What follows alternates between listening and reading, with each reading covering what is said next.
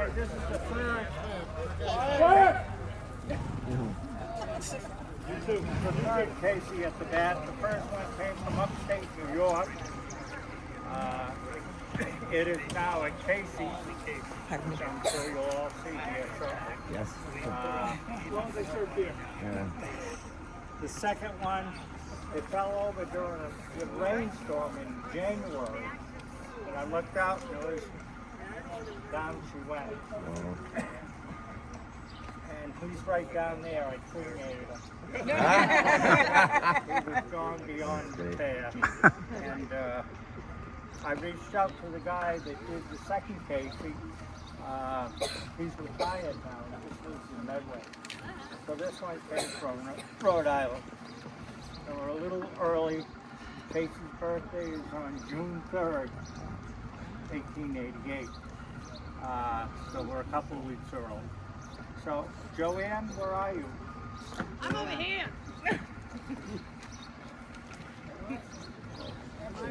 You come with me. Yes. She's going to read the poem, Casey. Oh, awesome. With assistance, of course, because this poem does not deserve just one person reading it. It takes two. So, this king has very nicely, at the last minute, been roped into this. The arm twisted. I'm twisted for, yeah. All right, Chris. The outlook wasn't brilliant for the Mudville Nine that day. The score stood 4-2 with but one inning more to play. And then Cooney, there he is, died at first, and Barrows did the same. A sickly silence fell upon the patrons of the game. A straggling few got up to go in deep despair. The rest clung to the hope which springs eternal in the human breast. They thought if only Casey could but get a whack at that, we'd put up even more money now with Casey at the bank. But Flynn preceded Casey, as did also Jimmy Blake. And the former was a Lulu and the latter was a cake. So upon that stricken multitude, grim melancholy sat, but is seen but little chance of Casey's getting to the bat. But Flynn let her drive single to the wonderment of all, and Blake, the much despised, tore the cover off the ball. And when the dust had lifted and the men saw what had occurred, there was Jimmy safe at second and Flynn a hugging third. Then from 5,000 throats and more there rose a lusty yell. It rumbled through the valley. It rattled on the dell. It knocked upon the mountain and recoiled upon the flat. For Casey, mighty Cassie, was advancing to the bat. There was ease in Casey's manner as he stepped into his place. There was a pride in Casey's bearing and a smile on Casey's face. And when responding to the cheers, he lightly doffed his cap. No stranger in the crowd could doubt 'twas Casey at the bat. 10,000 eyes were on him, for he rubbed his hands into it. Right. 5,000 tongues applauded when he wiped them on his shirt. Then while the writhing pitcher ground the ball into his hip, defiance gleamed in Casey's eye. A smear filled Casey's lip. And now the leather-covered sphere came hurtling through the air, and Casey stood a-watching it in haughty grandeur there. Close by the sturdy batsman, the ball unheeded sped. That ain't my style, said Casey. Strike one, the umpire said.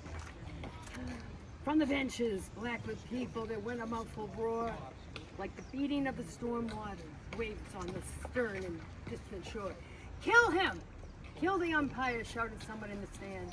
It was likely they would have killed him had not Casey raised his hand. With a smile of Christian charity, great Casey's visage shone. He stilled the rising tumult, he bade the game go on. He signaled to the pitcher, and once more the spheroid flew. But Casey still ignored it, and the umpire said, strike two. Fraud! Cried out the maddened thousands. Everybody yelled fraud. Fraud! And an echo answered fraud. But one scornful look from Casey, and the audience was awed. They saw his face grow stern and cold. They saw his muscles strain, and they knew that Casey wouldn't let that ball go by again. The sneer is gone from Casey's lip. His teeth are clenched in hate. He pounds with cruel violence his bat upon the plate. And now the pitcher holds the ball, and now he lets it go. And now the air is shattered by the force of Casey's blow. Oh, somewhere in this favored land, the sun is shining bright. The band is playing somewhere, and somewhere hearts are light. And somewhere men are laughing, and somewhere children shout. But there is no joy in Mudville. Mighty Casey has struck out. Hey, awesome. That's great. Just to introduce her, where is the Queen of Mudville? Right over here. Got a tiara on. Thank you all for coming out. It's a really exciting day for Mudville. Thanks, everybody. Mudville, make Mudville great again. Ball caps over there, if you, $15. They were my cost. I'm not trying to make money.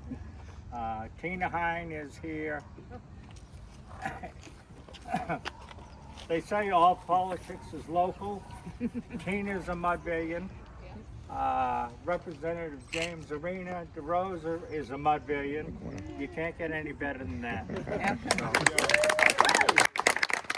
I'll say is you know you're from a special place when your daughter goes to school in Canada and she calls you on the phone and she says, Mom, what is Casey at bat? Is that the statue from our neighborhood? I said, yes, because her coach, who grew up in Toronto, a Blue Jays fan, every start of the season when he was in school they would read the poem over the loudspeaker. So when Anna said she was from a town called Holliston, he knew immediately.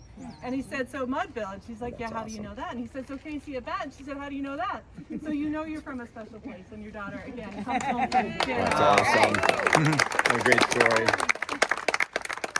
Yeah, sure. What a great day. State rep. I didn't know him on Green Street. He had a ball cap. He was out of it. Coach at Little League for years. So it's great to be, what a great day to celebrate the history of baseball with Capo and the Mudville Nine. And our guests from Connecticut, who I think have already grabbed seats at Casey's, but that's okay. Some of them are here, I think. I did ask Bobby if he wanted me to get a proclamation from the State House declaring that we are the Mudville in the world. And he's like, oh, no, you don't have to do that. And we share a birthday, but he's aged a little more gracefully than me. I'm still very competitive. But just for the record, we know the poem was published in California, but the author was from around here. His family owned a mill less than a mile from here. He was living here watching baseball when he sent the poem to his Harvard classmate because he was a stringer for the San Francisco Examiner, William Randolph Hearst. So, you know, all of the evidence, and if you believe AI, they say most historians acknowledge that Mudville Holliston is the Mudville in the poem, which is awesome. And of course, the poem ends on a sad note, but for those of us who are lifelong Red Sox fans, to be here in Mudville in October of 2004, and coming out at night in Game 4 in the World Series, seeing the total eclipse of the full of the moon, which had never happened in the World Series, and then people pouring into the streets after the Red Sox won, there will always be joy in Mudville for me. So thank you all for this.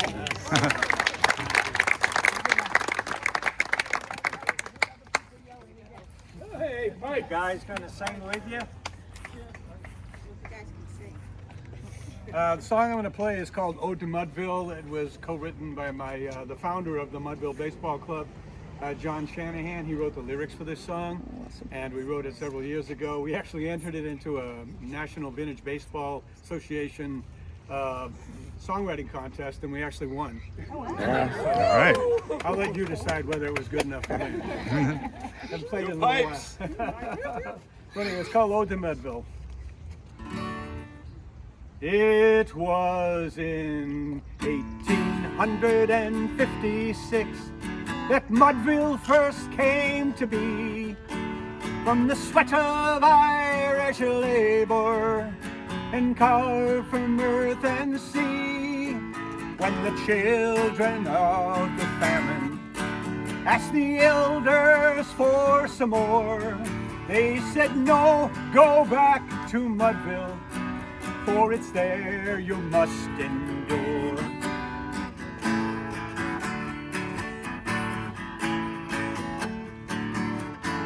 derided and insulted, they stood steadfast, proud and tall, and they built their lives on family and on throne and battered ball. My whole life has been a blessing, and although I've traveled far, I will go back to Mudville, for it's closest to my heart.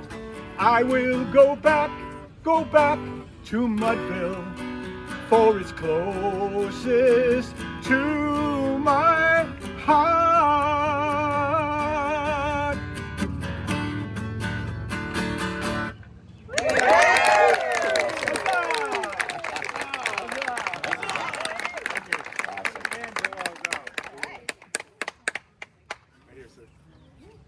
Oh, there you are. Get someone else and you can. We're gonna take some pictures? Yeah. Let's do it. All right. Deadwood, Babe. Get some of the guys over here. I need some help. General. Bull. Let's go. There's a step ladder. Come on down. Yeah, everybody. Yeah,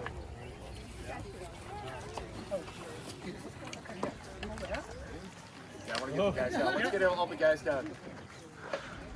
Come on over.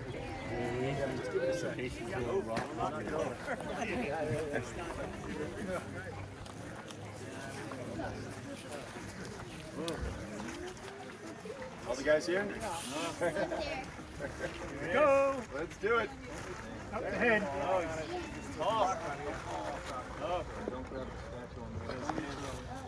Yeah.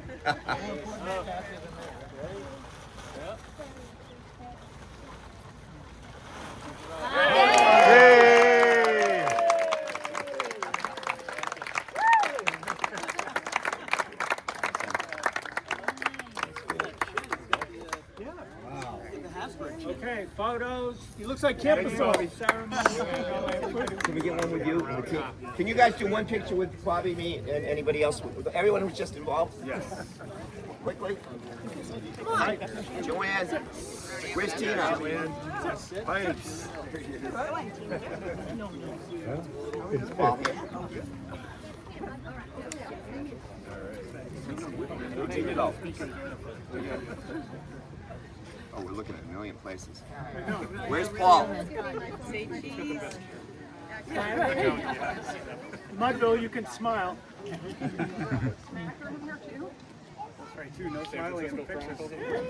Oh yeah, the Queen. Oh yeah, absolutely. Where's Sonia still here?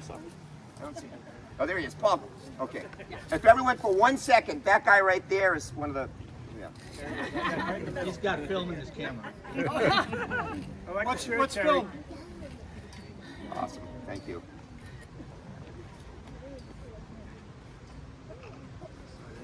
Awesome. Everybody got it? All right.